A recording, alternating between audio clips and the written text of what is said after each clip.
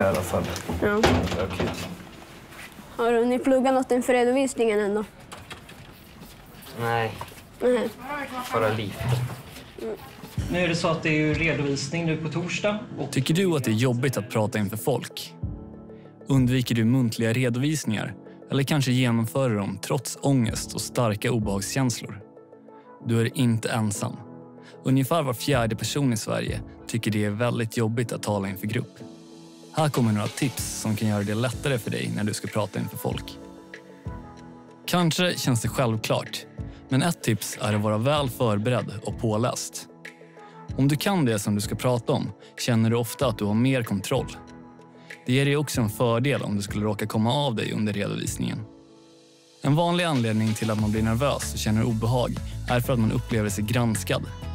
Men om du är påläst och har koll på vad du pratar om känns det ofta inte lika läskigt om någon till exempel skulle ställa en fråga. Berätta om det finska vinterkriget.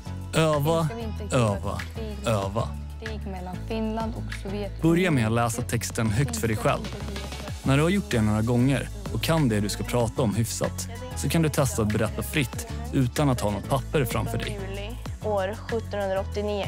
Nej, vänta, jag ska Ett nästa steg kan vara att testa att redovisa framför en familjemedlem eller någon annan du känner dig bekväm med. Om du tycker att det är jättejobbigt att hålla en redovisning, ta det i små steg.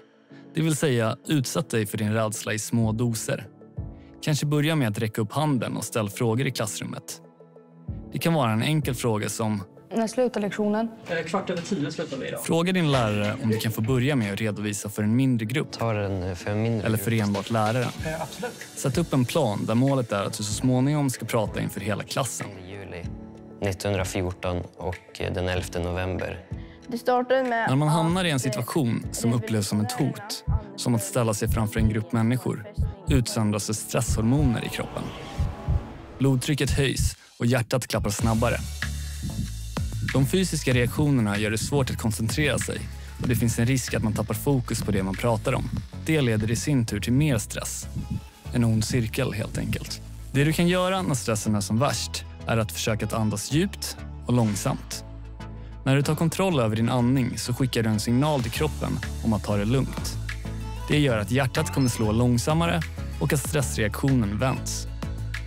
För trots att din kropp upplever det som att ditt liv är hotat så kommer du faktiskt inte dö. Och om du bara kan stå ut med obehagskänslorna kommer de till slut att släppa. För kroppen klarar inte av att vara på helspänn så länge. Så en liten tröst när det känns som jobbigast är att det kommer bli bättre. Därför firar fransmännen sin nationaldag. Talrädsla kan ofta ha att göra med att man ställer höga krav på sig själv. Kanske känns pressen extra stor när du tänker på att redovisningen kan påverka dina betyg. Men försök att inte vara för hård mot dig själv. Bara att du genomför ditt muntliga framträdande är en seger. Det kommer vara kämpigt, men om du övar så kommer det bli bättre. Det sämsta du kan göra mot dig själv är faktiskt att undvika eller ställa in. Det bästa är att ta tag i och konfrontera din rädsla. I framtiden kommer du tjäna på att ha jobbat med din talrädsla redan nu. Lycka till!